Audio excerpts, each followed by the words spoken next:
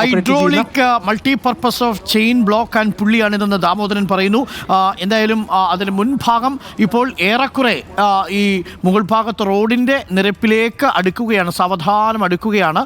എനിക്ക് തോന്നുന്നു ഇനിയും സാവധാനം അതേ വേഗതയിൽ വീണ്ടും മുകളിലേക്ക് ദീപക അടുക്കുകയാണ്. അല്പസമയത്തിനുള്ളിൽ തന്നെ ലോറി പൂർണ്ണമായിട്ട് നമുക്ക് റോഡിലേക്ക് എത്തിക്കാൻ സാധിക്കും. താഴ്ന്ന ഭാഗം അതേസമയം ഡ്രഡ്ജറിൻ്റെ ക്രെയിൻ ഉപയോഗിച്ച് ഉയർത്തുന്നുണ്ട്. ഇപ്പോൾ താഴ്ത്തി വെച്ചിട്ടുണ്ട് ഈ ഡ്രഡ്ജറിൻ്റെ ക്രെയിൻ ഉപയോഗിച്ചുകൊണ്ട്, റിക്കവറി വാനിൻ്റെ ക്രെയിൻ ഉപയോഗിച്ചുകൊണ്ട്. മുകൾ ഭാഗം ഏറെക്കുറെ എനിക്ക് തോന്നുന്നു റോഡ് നിരപ്പിൻ്റെ അടുത്തേക്ക് എത്തിയല്ലേ? യെസ്, ഇനിയിപ്പോൾ ഒരു 10-15 മീറ്റർ മാത്രം അകലെ എന്നുള്ളത് രീതിയിലേക്ക് ഇപ്പോൾ ആ വാഹനത്തെ എത്തിച്ചിട്ടുണ്ട്. അന്ന് അപകടത്തിൽപ്പെടുന്ന ഘട്ടത്തിൽ നിന്നിരുന്ന പ്രദേശത്ത് നിന്ന് ഏതാണ്ട് 50 മീറ്റർ മാറി മറുവശത്ത് ആ ലോറി തിരികെ എത്തിയിരിക്കുന്നു. അത് അന്നുണ്ടായിരുന്ന രീതിയിലല്ല, അല്ലെങ്കിൽ രൂപത്തിലല്ല, ഭാവത്തിലല്ല എന്നുള്ളത് പറയാം. അതിനപ്പുറത്ത് തകർന്ന നിലയിലാണെങ്കിൽ പോലും ആ വാഹനത്തെ തിരികെ എത്തിക്കാൻ ഏറെക്കുറെ കഴിഞ്ഞിരിക്കുന്നു എന്നുള്ളത് തന്നെയാണ്. ഇപ്പോൾ പുറകുവശത്ത് ഹൗസിംഗ് പാർട്ടിൽ കണക്ട് ചെയ്തിരുന്ന മേഖലയിൽ നിന്ന് ആ റോപ്പ് മാറ്റിയിട്ടുണ്ട്. ഇനി ഒരു പക്ഷേ അതിൻ്റെ ഏറ്റവും പുറകുവശത്ത് ഒന്നുകൂടി ഹുക്ക് ചെയ്യാനുള്ള സാധ്യത നമ്മൾ കാണുന്നുണ്ട്. ഏറ്റവും പുറകുവശത്തായിക്കൊണ്ട് അത് ഹുക്ക് ചെയ്യുകയാണെങ്കിൽ ആ വാഹനം ഒന്നുകൂടി എളുപ്പത്തിൽ മുകൾ തട്ടിലേക്ക് എടുക്കാൻ കഴിയുമെന്ന് തോന്നുന്നു. ആ നിലയ്ക്കുള്ള പ്രവർത്തനങ്ങളാണ് എന്നുള്ളത് തന്നെയാണ് മനസ്സിലാക്കുന്നത്. അവിടെ ക്രെയിൻ ഓപ്പറേറ്റേഴ്സ് അതിൻ്റെ പ്രവർത്തികൾ നടത്തുന്നത് നമുക്ക് കാണാൻ സാധിക്കുന്നുണ്ട്. അത് ഡ്രഡ്ജറിലുള്ള ക്രെയിൻ ഉപയോഗിച്ചുകൊണ്ട് തന്നെ ഏറ്റവും പുറകുവശത്ത് ഏറ്റവും പുറകുവശത്ത് ഹുക്ക് ചെയ്യാനുള്ള നടപടിയാണ് നടത്തുന്നത്. അങ്ങനെയെങ്കിൽ അല്പം കൂടി ദൂരത്തിലേക്ക് എളുപ്പത്തിൽ ഈ വാഹനത്തെ മൂവ് ചെയ്യിപ്പിക്കാൻ കഴിയുന്ന സാഹചര്യം ഉണ്ടാകും. അത് അങ്ങനെ ഒരു സാഹചര്യത്തിലേക്ക് എത്തിക്കഴിഞ്ഞാൽ പിന്നീട് റോഡിലേക്ക്, അതായത് സമതലത്തിലേക്ക് മാറ്റാൻ വലിയ പ്രയാസമില്ല. ആ നിലയിലേക്ക് ഇപ്പോൾ ആ വാഹനത്തെ എത്തിച്ചിരിക്കുന്നു. എത്രത്തോളം നീളമുണ്ടായിരുന്ന ഒരു വാഹനമാണ്, എത്രത്തോളം ലോഡ് വഹിച്ചിരുന്ന ഒരു വാഹനമാണ് എന്നുള്ളത് നമുക്കിപ്പോൾ ആ ദൃശ്യം കാണുമ്പോൾ ഇങ്ങനെ തോന്നുകയാണ്. കാരണം അതിൻ്റെ ചേസ് ഉൾപ്പെടെയുള്ള പാർട്ടുകൾക്ക് കാര്യമായ പരിക്കുകൾ, വലിയ രീതിയിലുള്ള പരിക്കുകൾ എന്ന് പറയാവുന്ന രീതിയിൽ നമുക്ക് പ്രത്യക്ഷത്തിൽ കാണാൻ കഴിയുന്നില്ല. പക്ഷേ സാങ്കേതികമായി അതിന് തകരാറുകൾ സംഭവിച്ചിട്ടുണ്ടാകാം. അത് ആ നിലയ്ക്ക് തന്നെ കാണാം. എന്നാൽ പോലും ആ വാഹനത്തെ പൂർണ്ണമായും ഇത്രയും ദിവസം കണ്ടെത്താൻ കഴിയാതെ പോയി. ഏറ്റവും ഒടുവിൽ ഇന്നലെ കണ്ടെത്തി.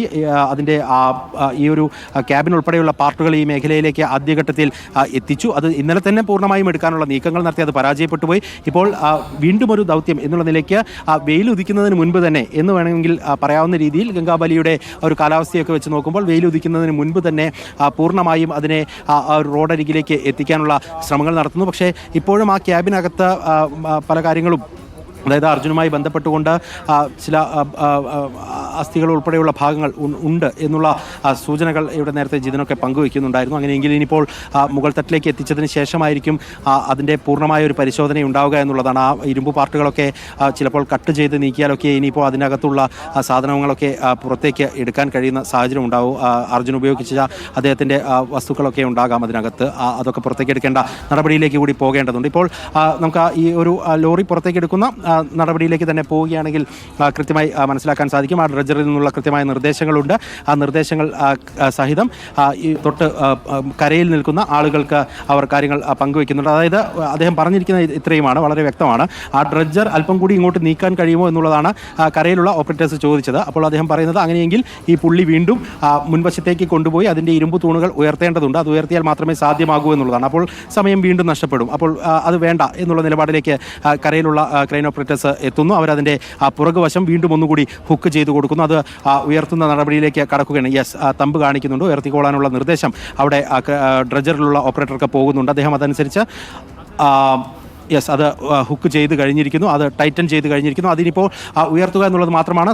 സമാന്തരമായി കരയിൽ നിന്നുകൊണ്ട് ആ ക്രെയിൻ ഉപയോഗിച്ചുകൊണ്ട് അത് വീണ്ടും വലിക്കുന്ന നടപടിയിലേക്ക് പോകുമെന്നുള്ളതാണ്. ഇനിയിപ്പോൾ അല്പസമയവും കൂടി കഴിയുന്നതോടുകൂടി ഈ വാഹനത്തിൻ്റെ അത് ഡ്രഡ്ജറിലുള്ള ക്രെയിൻ അത് ഉയർത്തി തുടങ്ങിയിരിക്കുന്നു, ഹുക്ക് ചെയ്ത് തുടങ്ങിയിരിക്കുന്നു. അത് സമാന്തരമായി മുന്നിലുള്ള ക്രെയിൻ, അതായത് റോഡരികിൽ നിർത്തിയിരിക്കുന്ന റിക്കവറി വാൻ അതിനെ ഫ്രണ്ടിലേക്ക് ഹുക്ക് ചെയ്യുന്നുണ്ട് എന്നുള്ളത് കൂടി പറയാൻ സാധിക്കും. വാഹനം ആ ക്രെയിൻ അല്പം കൂടി പുറകിലേക്ക് നീങ്ങാനുള്ള നിർദ്ദേശവും കൂടി നൽകുന്നുണ്ട്.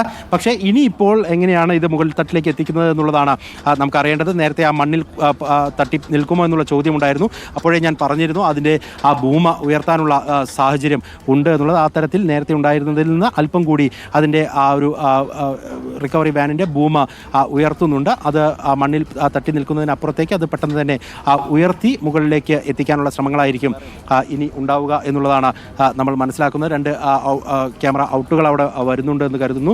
അങ്ങനെയെങ്കിൽ നമുക്ക് ആ ദൃശ്യത്തിൽ ഇപ്പോൾ കാണാൻ സാധിക്കും. ഏറ്റവും പുറകുവശം പൂർണ്ണമായും ഡ്രഡ്ജറിലുള്ള ക്രെയിനുമായി ബന്ധിപ്പിച്ചുകൊണ്ട് കൊടുത്തിരിക്കുന്നു. ആ ഭാഗം ഇപ്പോൾ താഴ്ത്തിയിരിക്കുകയാണ്. അതോടുകൂടി ആ ഫ്രണ്ട് വശം, ക്യാബിൻ പാർട്ട് ഉൾപ്പെടെയുള്ള വശം ഉയർന്നു വരുന്ന കാഴ്ചയെ നമുക്ക് കാണാൻ സാധിക്കുന്നുണ്ട്. ഇനിയിപ്പോൾ ഡ്രഡ്ജറിലുള്ള സേവനം, ക്രെയിനിൻ്റെ സേവനം ഏറെക്കുറെ അവസാനിക്കുന്ന കാഴ്ച തന്നെയാണ്. അതിൻ്റെ ഹുക്കുമായി ബന്ധപ്പെടുത്തി കൊടുത്തിരിക്കുന്ന ആ റോപ്പ് ഇപ്പോൾ റിലീസ് ചെയ്യും. അതിനുശേഷമായിരിക്കും ഇപ്പോൾ നമുക്ക് ദൃശ്യത്തിൽ കാണുന്നത് പോലെ ഫ്രണ്ട് പോർഷൻ വീണ്ടും നിർദ്ദേശങ്ങൾ കൊടുത്തുകൊണ്ടേയിരിക്കുന്നത്. അതായത് ആ വാഹനത്തെ കുറച്ചുകൂടി നീക്കി വെക്കാനുള്ള ശ്രമമാണ്. ഇപ്പോൾ പോകുന്ന രീതിയിലല്ല, കുറച്ചുകൂടി ഇടതുവശത്തേക്ക് ഡ്രൈവർ ക്യാബിനുള്ള കോ ഡ്രൈവർ ക്യാബിനുള്ള പോർഷനുള്ള ആ ഭാഗത്തേക്ക് അല്പം കൂടി നീക്കി വെക്കാനുള്ള നിർദ്ദേശമൊക്കെ ഇരു ക്രെയിൻ ഓപ്പറേറ്റേഴ്സ് തമ്മിൽ പരസ്പരം നൽകുന്നത് നമുക്ക് കാണാൻ സാധിക്കുന്നുണ്ട്. അവർ തമ്മിൽ ഒരു ആശയവിനിമയം നടത്തുന്നുണ്ട്. എങ്ങനെ എളുപ്പത്തിൽ ഇത് മുകളിലേക്ക് എത്തിക്കാമെന്നുള്ളത് സംബന്ധിച്ചുള്ള ആശയവിനിമയമാണ് നടന്നുകൊണ്ടിരിക്കുന്നത്. ഇപ്പോൾ നേരത്തെ ലൂസാക്കിയിരുന്ന ആ ഡ്രഡ്ജറിലുള്ള ക്രെയിനിൽ നിന്നുള്ള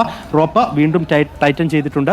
അതനുസരിച്ച് ഇനിയിപ്പോൾ അത് ഉയർത്തുമോ അല്ലെങ്കിൽ അല്പം കൂടി ഇടതുവശത്തേക്ക് അത് നീക്കി വെക്കുമോ എന്നുള്ളതാണ് നമുക്ക് അറിയാനുള്ളത്.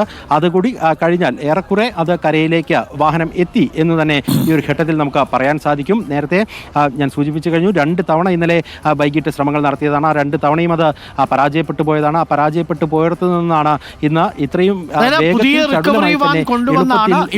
പുള്ളി റോപ്പ് ഉപയോഗിച്ചുകൊണ്ട്, ഈ ഉരുക്കിൻ്റെ റോപ്പ് ഉപയോഗിച്ചുകൊണ്ടും അതിൻ്റെ കപ്പി ഉപയോഗിച്ചുകൊണ്ടും മുകൾ ഭാഗത്തേക്ക് നീക്കിയിരിക്കുന്നത് പൂർണ്ണമായിട്ടും കരയിലേക്ക് എത്തിച്ചു കഴിഞ്ഞിരിക്കുന്നു. ഇനി റോഡിൻ്റെ ഭാഗത്തേക്ക് കുറച്ച് ദൂരം കൂടി മാത്രമേ ഉള്ളൂ. എനിക്കൊന്ന് ആ ഒരു മൺതിട്ട കൂടി മുകളിലേക്ക് എത്തിക്കഴിഞ്ഞാൽ വളരെ എളുപ്പം ലോറി മുകളിലേക്ക് മാറ്റാൻ സാധിക്കും.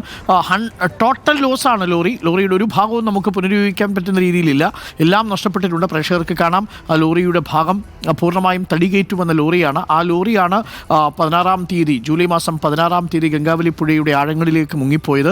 ആ പുഴയുടെ ഇപ്പോൾ ബാക്കി അവശേഷിക്കുന്ന ചേസിസിൻ്റെ ഒരു ഭാഗം, അതേപോലെ അതിൻ്റെ ക്യാബിൻ പാർട്ട് പൂർണ്ണമായിട്ടും നഷ്ടപ്പെട്ടു പോയ ക്യാബിൻ പാർട്ടിൻ്റെ മുകളിലത്തെ ഭാഗവും പിന്നെ വീലുകളും മാത്രമാണുള്ളത്. പ്രേക്ഷകർക്ക് കാണാവുന്നതാണ്.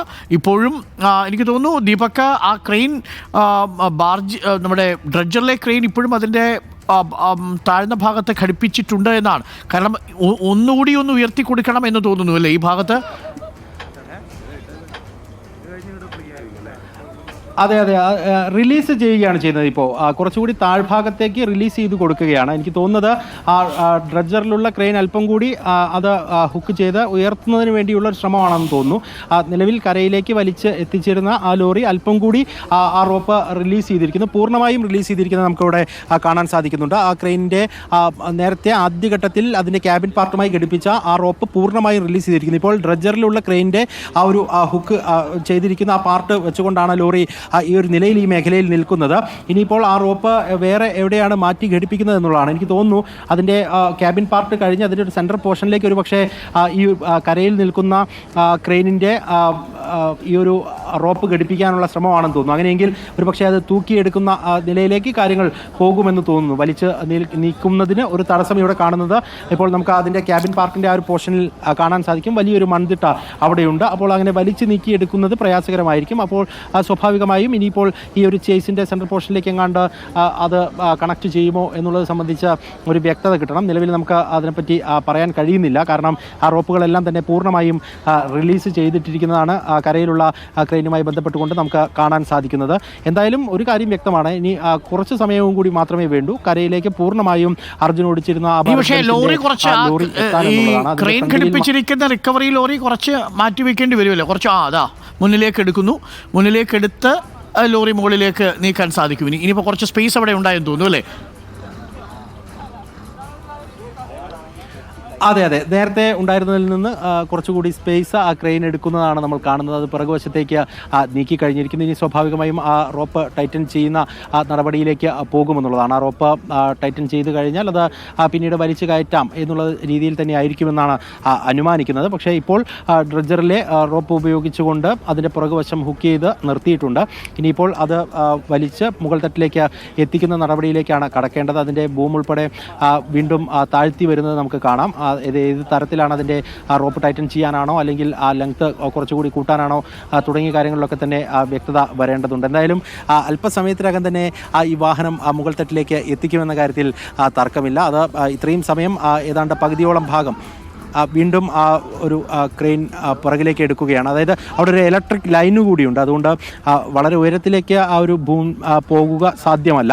അത് വലിയ അപകടത്തിലേക്കൊക്കെ കാര്യങ്ങൾ പക്ഷേ ഈ റിക്കവറി ലോറി മുകളിലേക്ക് നീക്കിയത് കൊണ്ട് മാത്രം ഈ ഇത് വലിച്ചെടുക്കാൻ കഴിയില്ല. കാരണം റിക്കവറി ലോറിയേക്കാൾ കൂടുതൽ ഭാരം ഈ ലോറിക്കുണ്ട് എന്നാണ് നമ്മൾ മനസ്സിലാക്കുന്നത്. ചേസിസും ഡ്രൈവർ ക്യാബിനും ടയറുകളും മാത്രമേ ഉള്ളൂവെങ്കിലും അതുകൊണ്ട് ഉയർത്തി തന്നെ എടുക്കും. എന്നാൽ അത് ദീപക് പറഞ്ഞതുപോലെ ഒരുപാട് ഉയർത്താനും കഴിയില്ല അല്ലേ? അല്ല, ഈ ലോറി ഒരു 7 ടൺ എന്നൊക്കെ ഉള്ള രീതിയിലാണ് പറയുന്നത്. അത്രയൊക്കെ അതിൻ്റെ ഭാരം വരാറുള്ളൂ, അല്ലെങ്കിൽ 10 ടണ്ണിൻ്റെ താഴെ ആയിക്കൊണ്ടേ അതിൻ്റെ ഭാരം വരാറുള്ളൂ എന്നുള്ളതാണ് പറയുന്നത്. അങ്ങനെയെങ്കിൽ അതിലൊക്കെ കൂടുതൽ ടണ്ണേജ് എടുക്കാൻ കെൽപ്പുള്ള ക്രെയിൻ സംവിധാനമാണ് ഉള്ളത്. അതുകൊണ്ട് ആ നിലയ്ക്ക് അത് കൊണ്ടുവരുന്നതിൽ പ്രയാസമുണ്ടാകില്ല. പക്ഷേ അതിൻ്റെ നടുവിലേക്ക് ഹുക്ക് ചെയ്യുന്ന നടപടിയല്ല നടക്കുന്നത്. അങ്ങനെ തൂക്കിയെടുക്കുന്ന നടപടിയല്ല, അതിനപ്പുറത്തേക്ക് അത് വലിച്ച് നീക്കുന്ന നടപടി തന്നെ ആണ് എന്നുള്ളതാണ്. ഈ ഒരു ദൗത്യം എല്ലായ്പ്പോഴും നമ്മളിവിടെ കണ്ട ദൗത്യം മുഴുവൻ അത് തുടക്കം മുതൽ ഇങ്ങോട്ട് നോക്കുകയാണെങ്കിൽ എല്ലാം വളരെ ദുഷ്കരമായിരുന്നു, വളരെ ശ്രമകരമായിരുന്നു. ആ നിലയ്ക്ക് തന്നെ ഈ ഒരു അവസാന നിമിഷത്തിലേക്ക് പോകുന്ന ഈ ഒരു ദൗത്യത്തെ കൂടി കാണേണ്ടി വരുമെന്ന് തോന്നുന്നു. കാരണം ഈ ഒരു ടെറൈൻ ആ രീതിയിലേക്ക് മാറിപ്പോയിട്ടുണ്ട്. നേരത്തെ ഉണ്ടായിരുന്ന ഗംഗാവലിയുടെ ഓരമല്ല ഇവിടേക്ക്. ലോറിയുടെ ക്യാബിനിലല്ലേ ദീപക്, നമ്മൾ ഇവിടെ നിന്ന് കൂടി നോക്കുമ്പോഴാണ് ഈ അർജുൻ ഉറങ്ങിക്കിടന്നിരുന്നു എന്ന് പറയുന്ന ബർത്തിന്റെ ഭാഗത്തും നിറയെ മണ്ണ് വന്നടിച്ചിട്ടുണ്ട്. അതായത് ആദ്യ ഘട്ടത്തിൽ തന്നെ ചില്ലെല്ലാം പൊട്ടി മണ്ണെല്ലാം ഈ ലോറിയുടെ ഡ്രൈവർ ക്യാബിൻ്റെ ഉള്ളിലേക്കും വന്ന് വീണ് എന്നത് നമുക്ക് ഉറപ്പായിട്ടും പറയാൻ സാധിക്കും അല്ലേ? ഡ്രൈവർ കിടന്നുറങ്ങിയ ആ ബർത്തിൻ്റെ ഭാഗമാണ് ലെഫ്റ്റ് സൈഡിൽ കാണുന്നത്. അവിടെയൊക്കെ മണ്ണായി കഴിഞ്ഞു അല്ലേ? ഒരുപക്ഷെ ഇനി ഈ ലോറി പുറത്തെടുത്ത് ഇതിൻ്റെ ഉൾഭാഗം വെട്ടിപ്പൊളിച്ചാൽ മാത്രമേ മറ്റെന്തെങ്കിലും കൂടി ഭാഗങ്ങളുണ്ടോ എന്ന് നമുക്കറിയാൻ സാധിക്കൂ അല്ലേ ദീപക്? പ്രേക്ഷകർക്ക് കാണാൻ സാധിക്കും. ഇപ്പോൾ അർജുൻ ഓടിച്ചു വന്ന ഭാരത് ബെൻസ് ലോറി ഇപ്പോൾ കരയ്ക്ക് കയറ്റാനുള്ള ശ്രമം നടക്കുന്നു. അവസാന ഘട്ടത്തിലാണ്. കരയിൽ നിന്ന് ഒരു റിക്കവറി വാൻ ഉപയോഗിച്ചുകൊണ്ടുള്ള പുള്ളി റോപ്പ് ഉപയോഗിച്ചുകൊണ്ടുള്ള ഒരു ക്രെയിൻ സാവധാനം മുകളിലേക്ക് ഉയർത്തിയിട്ടുണ്ട്. താഴെ ഡ്രഡ്ജറിൻ്റെ ക്രെയിൻ താഴെയുള്ള ഭാഗവും സാവധാനം മുകളിലേക്ക് ഉയർത്തി ഇപ്പോൾ റോഡിൻ്റെ നിരപ്പിലേക്ക് ഏകദേശം അടുത്തുവരെ എത്തിച്ചിട്ടുണ്ട്. ഇനി ഞാൻ നേരത്തെ ചോദിച്ചത് ദീപക്, ഈ ഡ്രൈവർ ക്യാബിൻ്റെ ഒരു ഭാഗം ഇന്നലെ പരിശോധിക്കാൻ കഴിഞ്ഞിട്ടില്ലെന്ന് തോന്നുന്നു. അതായത് ഈ ഡ്രൈവർ സീറ്റിൻ്റെ പിൻഭാഗത്ത് ഈ അർജുൻ കിടന്നുറങ്ങിയിരുന്ന് നമ്മൾ സംശയിക്കുന്ന ഭാഗം അവിടെ വെട്ടിപ്പൊളിച്ചെടുത്താൽ മാത്രമേ നമുക്ക് അതിനുള്ളിൽ എന്തെങ്കിലും ഉണ്ടോ എന്ന് നോക്കാൻ സാധിക്കൂ. ഇപ്പോൾ 2 ക്യാമറകളിൽ നിന്നുള്ള ദൃശ്യങ്ങൾ പ്രേക്ഷകർക്ക് കാണാൻ സാധിക്കും കരയിൽ നിന്ന്. അപ്പോൾ ആ ഭാഗം ഇനി നോക്കണമെങ്കിൽ കരയിലേക്ക് എത്തിച്ച് ആ ഭാഗം റിമൂവ് ചെയ്തെടുത്താൽ മാത്രമേ മറ്റെന്തെങ്കിലും ഭാഗങ്ങൾ കൂടി ഈ ക്യാബിനുള്ളിൽ ഉണ്ടോ എന്ന് മനസ്സിലാക്കാൻ സാധിക്കൂ.